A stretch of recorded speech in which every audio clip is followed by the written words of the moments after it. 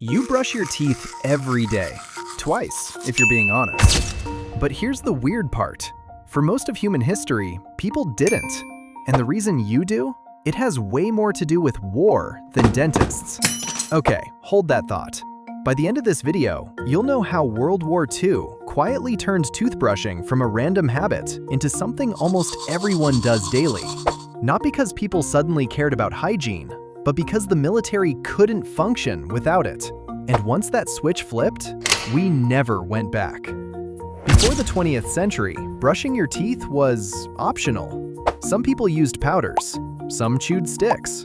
Most did nothing regularly. Bad teeth weren't embarrassing, they were normal. Losing teeth early? Also normal. And then something unexpected happened.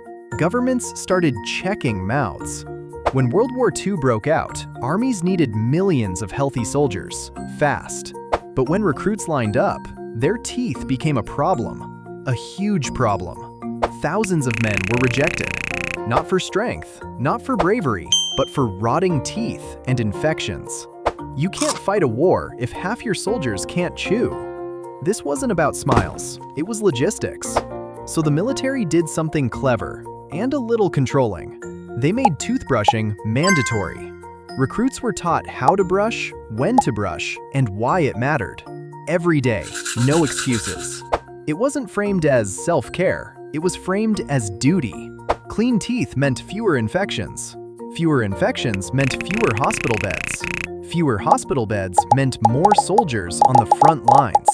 Reasonable idea, until you realize what happened next. When the war ended, millions of soldiers went home, and they didn't leave the habit behind. They brought toothbrushes into civilian life, into bathrooms, into morning routines.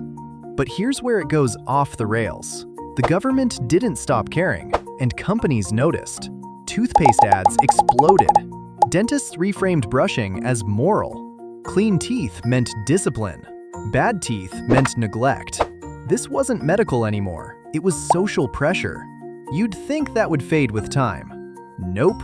That's how toothbrushing stopped being optional.